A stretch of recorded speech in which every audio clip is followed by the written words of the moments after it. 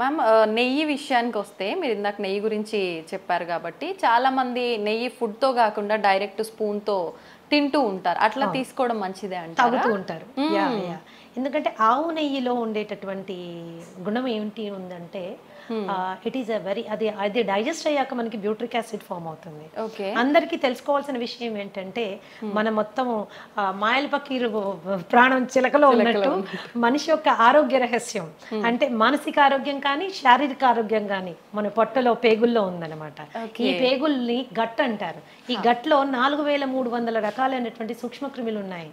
దీంట్లో మంచివి ఉన్నాయి, చెడ్డవి ఉన్నాయి. మంచివి ఎప్పుడు కూడా అధిక సంఖ్యలో ఉండడం మన ఆరోగ్యానికి చిహ్నం అన్నమాట. మంచివి పెంచడానికి అవసరమైనటువంటి తైలం నెయ్యి. సో నెయ్యి మీరు కూరల్లో వేసుకొని చేసుకోవచ్చు, అన్నంలో మొదటి ముద్దలో వేసుకొని తినచ్చు, గోరువెచ్చని నీళ్ళల్లో కలుపుకొని తాగొచ్చు, ఏదన్నా చేయొచ్చు. ఈ అన్ని రూపాల్లో మీరు తీసుకునే నెయ్యి మీ గట్ హెల్త్కి చాలా ఉపయోగపడుతుంది. ఆ నెయ్యి మరి ఎలాంటి నెయ్యి తీసుకోవాలి? That is an important question. Okay, నాటావు నెయ్యి అతి శ్రేష్టం. దాన్నే A2 ఘీ అంటారు. ఓకే, సో మనం ఇంట్లో చేసుకుని చాలామంది A2 పాలు కొనుక్కుంటున్నారు, ఆవు పాలు కొనుక్కుంటున్నారు. మీరు తోడు పెట్టి మీరు తీసి మిగడ్లోంచి చేసే వెన్న నెయ్యి యూ కెన్ యూజ్ ఇట్. అది చాలా శ్రేష్టం అనమాట. ఓకే మ్యామ్, కొలెస్ట్రాల్ విషయానికి వస్తే లివర్కి కొలెస్ట్రాల్ వచ్చింది అని చెప్పి చాలామంది టెన్షన్ పడుతూ ఉంటారు కదా, దానికి ఎటువంటి ఆహార పదార్థాలు తీసుకుంటే? లివర్కి కొలెస్ట్రాల్ కాదమ్మా, it is actually called fatty liver. Fatty liver రెండు రకాలుగా ఉంటుంది, alcoholic fatty liver and non alcoholic fatty liver. ఇప్పుడు నాలాంటి దాని దగ్గరికి ఎవరైనా ఫ్యాటీ లివర్ ఆల్కహాలిక్ వచ్చారనుకోండి, actually as a therapist I'm happy. ఎందుకంటే ఒట్టి ఆల్కహాల్ బంద్ చేయించేస్తే ఫ్యాటీ లివర్ చాలా వరకు కంట్రోల్లో వచ్చేస్తుంది అనమాట. అది కేవలము ఆల్కహాల్ ప్రేరితంగా అక్కడ ఫ్యాట్ డిపాజిట్ అవుతుంది అనమాట. But non alcoholic fatty liver disease is very dangerous. ఇది రాముడు బుద్ధిమంతుడు అంటాడు కదా, స్మోక్ చేయడు, బయటకు వెళ్ళి ఏమి తినడు, ఇష్టం వచ్చినట్టు బిహేవ్ చేయడు, అలాంటి వాళ్ళకి వచ్చేటటువంటి ఫ్యాటీ లివర్ కండిషన్ ని non alcoholic fatty liver condition అంటారు. దానికి మనము చాలా ఆహారపరమైన జాగ్రత్తలు తీసుకోవాలి. మరి ముఖ్యంగా కార్బోహైడ్రేట్ విపరీతంగా తినడం తగ్గించేసుకోవాలి. అలాగే ట్రాన్స్ ఫ్యాట్స్ మనం తీసుకోవడం తగ్గించుకోవాలి. అలాగే LDL లెవెల్ కంట్రోల్లో ఉండేటట్టుగా మనం చూసుకోవాలి. ఈ ఫ్యాటీ లివర్ వచ్చిన వాళ్ళలో చాలా మందికి fatty liver is sometimes considered as a predisposing character for diabetes. అంటే షుగర్ రావడానికి ముందు చాలా మందికి ఫ్యాటీ లివర్ వచ్చేస్తుంది. దాన్ని చాలా తేలికగా తీసుకుంటారు. ఏం లేదండి, కాస్త ఎక్సర్సైజ్ చేయండి, కాస్త ఇలా ఉండండి, కాస్త అలా ఉండండి అని. That is not the way. You have to take it serious. ఎందుకంటే ఈ ఫ్యాటీ లివర్ స్టేజ్ 1 నుంచి స్టేజ్ 2, స్టేజ్ 2 నుంచి స్టేజ్ 3, అక్కడి నుంచి ఫైబ్రోసిస్, సిరోసిస్, క్యాన్సర్ వరకు వెళ్ళే అవకాశం ఉంటుంది. కాబట్టి దాన్ని ఈజీ తీసుకోవడానికి వీల్లేదు. So basic foods for example కీరా జ్యూస్ బ్రహ్మాండంగా పనిచేస్తుంది ఫ్యాట్లో లివర్ తీసేయడానికి. నిమ్మరసం, ద హంబుల్ నిమ్మరసం, కాస్టే లేదు దాన్ని. So health is actually very economic, inexpensive అనమాట. చిన్న అవగాహన మనం తెలుసుకుంటే we will able to do it అన్నమాట. అండ్ ఫ్యాటీ లివర్ ఉంది అని మనకి ఎప్పుడు డౌట్ వస్తుందంటే, కొద్దిగా కుడివైపు బొజ్జ అంటే చేతులు కాళ్ళు సన్నగానే ఉన్నాయి, పొట్ట మాత్రమే ముందుకు వస్తుంది. ఎస్పెషల్లీ కుడివైపు మనం చెయ్యి వేసుకునేలా అంటే కొద్దిగా గట్టిగా కూడా తగులుతోంది అంటే వెంటనే వెళ్ళి ఒకసారి ఫ్యాటీ లివర్ చెక్ చేసుకోవడం చాలా చాలా ఇంపార్టెంట్. డయాబెటీస్ వచ్చింది అనుకుంటే కూడా వచ్చిన డయాబెటీస్ డిటెక్ట్ అయిన తర్వాత కంపల్సరీ ఫ్యాటీ లివర్ వెళ్ళి చెక్ చేసుకోవడం చాలా ఇంపార్టెంట్. ఏ స్టేజ్లో ఉంది, దట్ ఈస్ ఇంపార్టెంట్. దాన్ని కూడా తగ్గించుకుంటూ వెళ్ళాలి మనం, దట్ ఈస్ ఇంపార్టెంట్. ఇది కూడా మోతాదు ఏమైనా ఉంటుందా మ్యామ్, పర్సంటేజ్ ఫ్యాటీ లివర్? అట్లా కాదంటే మీరు అల్ట్రాసౌండ్ అబ్డామెన్కి వెళ్ళినప్పుడు వాళ్ళు చెక్ చేసి మీకు గ్రేడ్ చెప్పేస్తారు. ఆ రిపోర్ట్ బట్టి మనకి స్టేజ్ 1లో ఉన్నారా, స్టేజ్ 2లో ఉన్నారా, స్టేజ్ 3లో ఉన్నారా తెలిసిపోతుంది.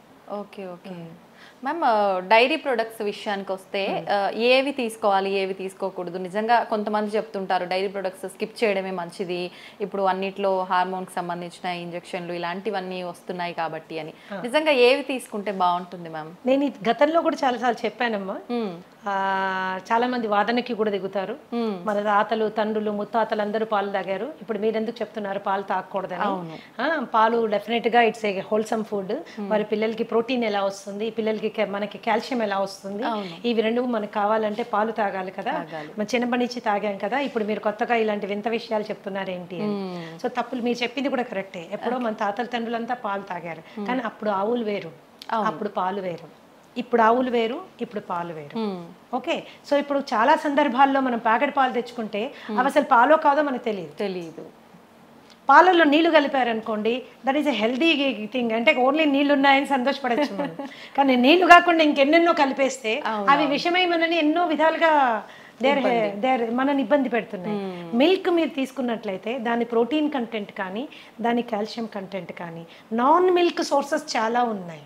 మీ మునగాకు తీసుకోండి, ఓకే, ఫర్ ఎగ్జాంపుల్ టేక్ మునగాకు, నువ్వులు తీసుకోండి, దానిలో ఉన్న కాల్షియం కానీ, దానిలో ఉన్న ప్రోటీన్ కానీ, మునగాకు పచ్చిదానికంటే కూడా ఎండు పౌడర్ ఏదైతే ఉంటుందో, మునగాకు పౌడర్ ఏదైతే ఉంటుందో బ్రహ్మాండంగా కాల్షియం లెవెల్స్ అనమాట. ఓకే, ఎన్నో రెట్లు పాల కంటే ఎక్కువగా ఉంటుందని. ఒక స్పూన్ రోజు తీసుకుంటే సరిపోతుంది. ఎలా తీసుకోవచ్చు మేడం? కాంబినేషన్ మజ్జిగలో కలిపి తీసుకోవచ్చు, నీళ్ళలో కలిపి తీసుకోవచ్చు, దాన్ని పొడి కింద తయారు చేసుకుని కాస్త వెల్లుల్లిపాయలు, జీలకర్ర, ఎండుమిరపకాయలు వేసి దాన్ని పొడి కింద చేసుకొని అంత నెయ్యి వేసుకొని మొదట ముద్ద గట్టిగా కలుపుకొని తినచ్చు. టేస్టీ ఉంటుంది, హెల్త్కి హెల్త్ వస్తుంది. అయితే ఈ మిల్క్ ఇప్పుడు ఏం చేస్తుంది, మిల్క్ లో ఒక ప్రోటీన్ ఉంటుంది కేసిన్ అని. ఈ కేసిన్ చాలా మందికి ఎలర్జిక్ కండిషన్స్ ప్రొడ్యూస్ చేస్తుంది. చాలా మందికి కడుపులో అది డైజెస్ట్ అవ్వక గ్యాస్ కానీ, లేకపోతే ఇండైజెషన్ కానీ, అలాగే బెల్చింగ్ అండ్ బ్లోటింగ్ అంటారు, పొట్ట ఉబ్బినట్టు అవ్వడం కానీ, ట్రైన్ పుల్ రావడం కానీ, ఇవన్నీ జరుగుతాయి. ఎందుకు? కేసిన్ వాళ్ళకి డైజెస్ట్ అవ్వదు కాబట్టి, కేసిన్ డైజెస్ట్ అవ్వదు కాబట్టి. సో అలాంటి సందర్భాల్లో పాల అవసరం ఏంటి అసలు? ఒక స్టేజ్ దాటింది, టాడ్లర్ అంటాం, అంటే కాలు మీద నడవడానికి అలవాటు పడిన బిడ్డకి పాలు సంపూర్ణ ఆహారం కాదు. ఓకే ఓకే, అది అసంపూర్ణమైనటువంటి ఆహారం. పాలు ఎడిక్టివ్ ఇన్ నేచర్. మీరు బాగా తాగుతుంటే అది తాగాలనిపిస్తుంది, తాగకపోతే ఏదో వెలితిగా కూడా అనిపిస్తుంది. దానికంటే ఆరోగ్యకరమైన ఫుడ్ మనకు ఉన్నప్పుడు, దానికంటే మనకి బలవర్ధకమైన ఆహారం మనకి అవైలబుల్గా ఉన్నప్పుడు మనం దానికి ఆప్ట్ చేసుకోవచ్చు కదా. ఈ రోజు ఆవుల్లో పాలు పెరగడం కోసము విపరీతంగా ఇంజెక్షన్స్ వేస్తున్నారు, విపరీతంగా యాంటీబయాటిక్ యూజ్ జరుగుతూ ఉంది. Grass fed cow and grain fried cow అని రెండు రకాల కౌస్ మనం చూసుకుంటే, పచ్చిగడ్డి తిని ఆ పచ్చిగడ్డి పెంచడానికి కూడా ఏమాత్రం ఎరువులు వాడకుండా, పెస్టిసైడ్స్ వాడకుండా ఆర్గానిక్గా పెంచిన పాలు ఉంటాయి కదా, అవి అతి శ్రేష్టం. చాలా అరుదుగా లభిస్తున్నాయి, చాలా అరుదుగా, పచ్చిగడ్డే దొరకడం లేదు. గ్రెయిన్ ఫెడ్ మీరు తీసుకున్నారనుకోండి, వాటికి గ్రెయిన్స్ పెడతారు, యూనో ఎన్నెన్నో రకాలైన గ్రెయిన్స్ పెడతారు. ఎస్పెషల్లీ ఈ మధ్య కాలంలో అయితే కార్న్ పెట్టేస్తున్నారు, స్వీట్ కార్న్ పెడుతున్నారు. సో ఇవి ఏంటి అంటే పాల క్వాంటిటీ పెంచడానికి. చాలా మంది ఆ ఆవులకి పెట్టే దీంట్లో నూనెలు కలుపుతారు, ఎందుకంటే పాలల్లో వాళ్ళకి ఆయిల్ శాతము, ఫ్యాట్ శాతం ఎక్కువ రావాలని. మరి ఇలాంటి పాలు మనం తాగినప్పుడు అది మనకి it is going to harm us. అయితే ఇంట్లో మనం ఒక పాల ప్యాకెట్ తెప్పించుకున్నప్పుడు అది ఆవు పాల, గేదె పాల, ఆవులో గ్రాస్ తినిన ఆవా లేకపోతే గ్రెయిన్ తినిన ఆవా, యాంటీబయాటిక్ వేసుకోలేదో మనకి ఎలా తెలుస్తుంది? ఇవన్నీ కలిపారో లేదో మనకి ఎలా తెలుస్తుంది? తెలియదు. పైగా పాలు ఎప్పుడైతే ప్యాకెట్లో వస్తాయో, ప్లాస్టిక్ ప్యాకెట్లో వస్తాయో, ఆ ప్లాస్టిక్ కూడా మనకి ప్రమాదం. ఇంకోటి, కొంతమందికి ఏంటంటే ఎస్పెషల్లీ ఉద్యోగస్తులు 4-5 ప్యాకెట్లు కొనుక్కొని డీప్ ఫ్రీజర్లో పెడతారు, అవి గడ్డగట్టిపోతాయి. వాటిని మీరు ఎప్పుడైతే డీప్ ఫ్రీజ్ చేస్తారో, థాయింగ్ ప్రాసెస్ జరిగేటప్పుడు ప్లాస్టిక్ కూడా మెల్ట్ అయ్యి అందులోకి వస్తుంది. ఒకప్పుడు మేము చిన్నపిల్లలుగా ఉండేటప్పుడు గ్లాస్ బాటిల్లో వచ్చేది, that was safest milk. Seal అయ్యి గ్లాస్ బాల్ వచ్చేది, బాటిల్స్ తీసుకోగానే మేము చిన్నపిల్లలప్పుడు నాకు బాగా గుర్తుంది, ఆ మూత తీసి పైన ఉన్న వెన్నంతా వేలుతో తీసుకుని తినేవాళ్ళం. ఇప్పుడు అలాంటి కండిషనే లేదు. సో పాలుని వాడకం ఎంత తగ్గిస్తే అంత మంచిది. అయితే పెరుగు దగ్గరికి వచ్చినా, మజ్జిగ దగ్గరికి వచ్చినా ఏ రెస్ట్రిక్షన్ లేదు. It is better than milk అన్నమాట. మీరు పెరుగుగా తిన్నా పర్వాలేదు, మజ్జిగగా తిన్నా పర్వాలేదు. కొద్దిగా పుల్లబడిన మజ్జిగ ఇంకా బెటర్. పుల్లబడిన మజ్జిగ చాలా బెటర్. అందుకనే మిల్క్ని అవాయిడ్ చేయడం better.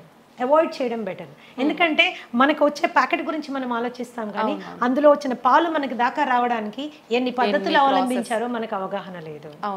Today it is a very common thing to give oxytocin injection for cows. Oxytocin injection దేనికి ఇస్తారు? వింటే మీరు బిత్తరపోతారు. పాల పొదుగులోంచి పాలు పిండేటప్పుడు ఈజీగా పాలు బయటికి రావడం కోసము ఆ ఇంజెక్షన్ ఇస్తారు. మనకు కూడా ఆక్సిటాసిన్ ఇంజెక్షన్స్ ఇస్తుంటారు. మన ఎప్పుడు యూస్ చేస్తారో తెలుసా మీకు?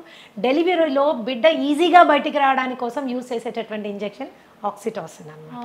కండరాలు లూజ్ అయ్యి బిడ్డ ఈజీగా బయటికి రావడానికి. యానిమల్స్ కి కూడా ఆక్సిటాసిన్ ఇంజెక్షన్ దానికోసమే ఇస్తారనమాట. బట్ దేనికి వాడుతున్నాం ఈరోజు? ఈజీగా అంటే అది పిండడానికి కూడా మనకు ఓపిక లేదనమాట. దాని బిడ్డను తాగనివ్వడం లేదు మనము. దాని బిడ్డ నోటికాడ పాలు మనం గుంజుకుంటున్నాం. అది కూడా ఈజీగా రావడం కోసం కెమికల్ ఇంజెక్షన్స్ ఇస్తున్నాం. మరి ఇలాంటి పాలు తాగడం అవసరమా? అక్కర్లేదనే చెప్పాలి ma'am. So it's dairy and ఆవు మీద జరుగుతున్నటువంటి ఘోరాల గురించి అది డిఫరెంట్ స్టోరీ. దాని గురించి మాట్లాడుకుంటే పాలు చూస్తే కూడా భయపడిపోతా ఉన్నాడు. అమ్మో బాబాయ్ ఇంత కష్టమైన పాలు మనకు అవసరమైంది అని. That is as simple as that. పాల కంటే బలబద్ధమైన ఆహారం చాలా చాలా ఉంది. You can go towards it. అవి తీసుకోవచ్చు. ఆల్టర్నేట్ మిల్క్స్ కూడా ఉన్నాయి. మీ బాదం మిల్క్, తర్వాత ఈ కోకోనట్ మిల్క్, దాని తర్వాత you have kaju milk, ragi milk, జొన్న పాలు, మిల్లెట్ పాలు, ఇలా మనకు చాలా ఉన్నాయి. Which are more nutritious. పాలు దేనికి తాగెత్తున్నామో ఆ న్యూట్రిషన్ ఇవ్వగలిగినవి, ఇంకా ఎక్కువ శాతంలో ఇవ్వగలిగిన పాలు మనకు చాలా ఉన్నాయి. ఓకే. ఇంకా కొంతమంది అడుగుతూ ఉంటారు నన్ను, మేడం పాల ప్యాకెట్లో పాలు తీసుకోమంటారా, లేకపోతే టెట్రా ప్యాక్ తీసుకుంటే ఏమైనా ప్రాబ్లం వస్తుందా? టెట్రా ప్యాక్ మీద చాలా హెవీ రీసెర్చ్ జరిగిందమ్మా. టెట్రా ప్యాక్ లో పాలు రీసెర్చ్ చేసినప్పుడు, ఫ్రెష్ మిల్క్ చేసినప్పుడు డెఫినెట్ గా టెట్రా ప్యాక్ లో ఉన్న పాలలో పోషక విలువలు తక్కువ ఉంటాయి అనేది నిర్వివాదాస్పదం. You don't have to discuss about it. It is clear. ఎందుకలాగా? పాలు అవి పాస్చరైజ్ చేస్తారు అండ్ హోమోజినైజ్ చేస్తారు. హోమోజినైజ్డ్ అండ్ పాస్చరైజ్డ్ మిల్క్ ఎప్పుడైతే హీట్ చేసి కూల్ చేస్తారో దాంట్లో పోషక విలువలు తక్కువ అయిపోతాయి. కాకపోతే టెట్రా ప్యాక్ లో మీరు తీసుకున్నప్పుడు ఏంటంటే హైజీన్ అండ్ శానిటేషన్ ఎక్కువ, ఇన్ఫెక్షన్ కాజింగ్ జర్మ్స్ కానీ అది మనకి ఉండదు. పైగా ఏమీ అడిటివ్స్ యాడ్ చేయరు దాంట్లో. ఏమి దాన్ని ప్రిజర్వ్ చేయడానికి ఏమీ బయట నుంచి యాడ్ చేయరు. సో పోషక విలువల ఫ్రెష్ మిల్క్ కంటే కొంచెం తక్కువైనా అది సేఫ్ మిల్క్ కాబట్టి టెట్రా ప్యాక్ లో మిల్క్ వాడుతూ ఉంటారు. That is how it is. ఇప్పుడు ఫ్రెష్ గా తీసుకున్న పాలు వి డోంట్ నో దాంట్లో ఏమేమి ఉన్నాయో తెలియదు.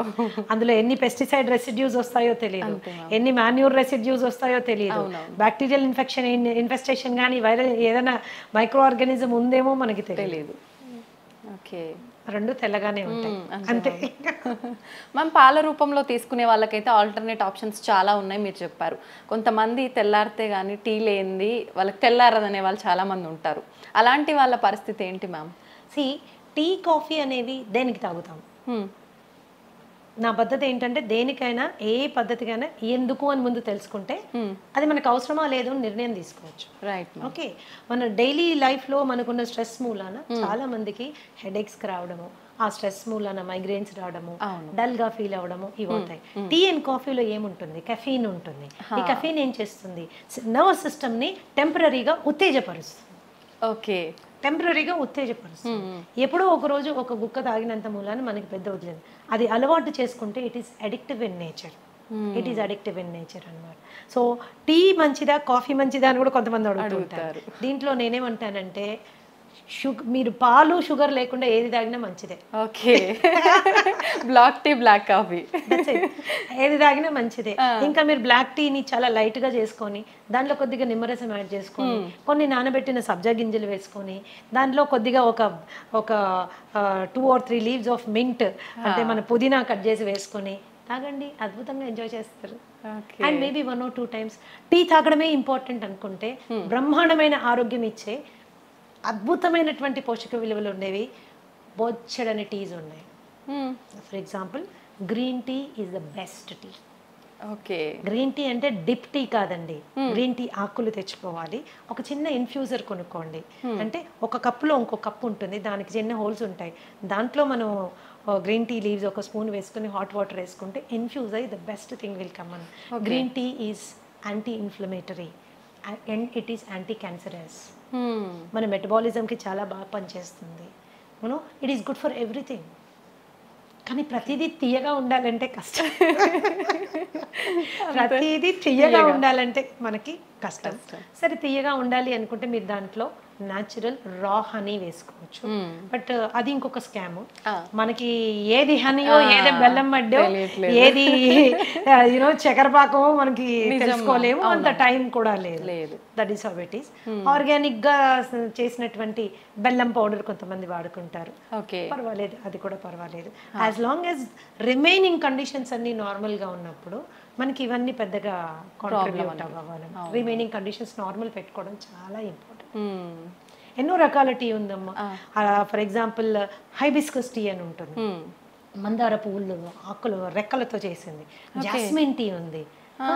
There are so many teas. మేమైతే మా ట్రీట్మెంట్ ప్రొసీజర్స్లో దాదాపుగా నేను 25 రకాల టీలు వాడతాను. ఓకే, ఇవి మంచి ఆరోగ్యం వైపు నా క్లయింట్స్ అందరినీ తీసుకెళ్ళడానికి చాలా ఉపయోగపడుతుంది. మచ్చా టీ అని ఉంటుంది. ఫైబ్రాయిడ్స్ ఉన్నవాళ్ళు, యూటరైన్ ప్రాబ్లమ్స్ ఉన్నవాళ్ళు, మెన్స్ట్రల్ సైకిల్ రెగ్యులర్గా లేని వాళ్ళు ఇలాంటి టీ తీసుకోవచ్చు. సాంఫ్ టీ అని ఇస్తాము. డైజెషన్ సరిగ్గా లేని వాళ్ళు, అరుగుదల చాలా తక్కువగా ఉన్నవాళ్ళు, తినగానే వాళ్ళకి విపరీతమైన ప్రాబ్లం ఉన్నవాళ్ళు, కాన్స్టిపేషన్ ఉన్నవాళ్ళు, వీళ్ళందరికీ సాంఫ్ టీ ఇస్తాము. లైక్ ఆస్తమా, బ్రీదింగ్ ప్రాబ్లమ్స్ ఉన్నాయి అండ్ డైజెషన్ ఇష్యూస్ ఉన్నాయి, ఇలాంటి వాళ్ళకి జింజర్ టీ ఇస్తాము. అలాగే ఆకుల టీ తీసుకున్నారంటే అది పెద్ద టాపిక్ అన్న. దాదాపుగా 100 రకాల టీస్ గురించి మనం మాట్లాడుకోవచ్చు. అవి మనకి ఎంత చీపు, ఎంత హెల్త్ ఇస్తాయి అన్న దాని మీద క్లియర్గా డిస్కస్ చేసుకోవచ్చు అనమాట.